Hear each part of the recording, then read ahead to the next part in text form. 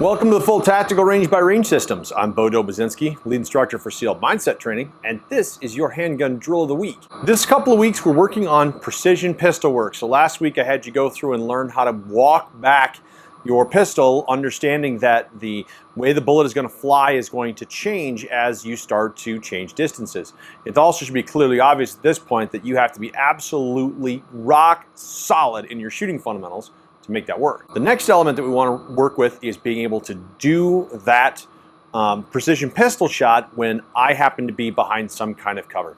Again, the idea being is that we've seen defenders have to make these really amazing pistol shots on very intense targets, sometimes during terror situations, and they do so if possible behind a position of cover or concealment. So this week, all we're going to add on to what we were doing last week is we're going to get a piece of cover or concealment. Now you can set up some sort of a target stand, things like that, to build some kind of cover or concealment. You can have barricades that you could stand up, whatever it is that you want to use. I'm going to be using one of Range Systems' portable encapsulator traps. So it's got the same capability as my ballistic wall on my hot wall back here behind me, but I can move it around. And so I'm going to be using that to shoot around. The thing that you're going to notice in doing this is you're going to need to have all of your other shooting fundamentals just severely in play. If your grip is off, your trigger press is off, your sight picture is off, the bullets are going to go all wonky. The other element, because we're using that cover and concealment and trying to expose as little of ourselves as possible, we have to recognize that there's a potentially that the body is angling, and when the body angles, remember that bullet is designed to do the upward arc based on the gun being straight up and down. So as you start to angle, that arc will also angle along with you, and your amount up is not going to be up quite as high as it was before. So bear all of these things in mind as you start to do this and work out to distance. But just like last week, magazine of 3, working 3 shots, trying to do a very nice, precise group, and here we go.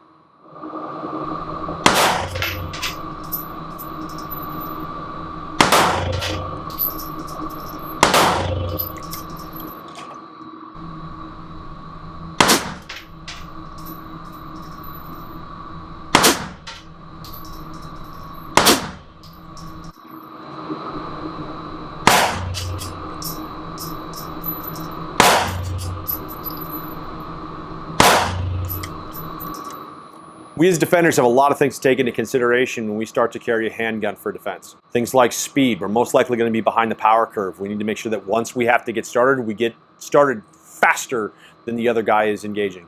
We have to recognize that we're most likely on our own. There's nobody coming for backup, so your skills need to be all set to be able to handle just about any situation you could encounter. We have to make sure that we are prepared that the threat could be at any range. A lot of defenders get engaged at very, very, very, very close ranges. So if you're not working your combatives in martial arts and you're not working your knife work, you need to be. Those skills may be absolutely a necessity for you should you have to defend yourself for real. So keep practicing all of these skills and drills. Make sure that you're set up with all of your legal defenses as well as your speed and accuracy, and we'll see you in the next handgun drill of the week.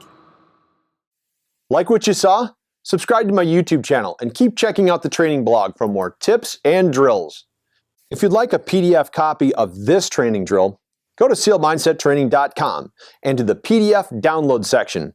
There, type in the promo code drill number 31.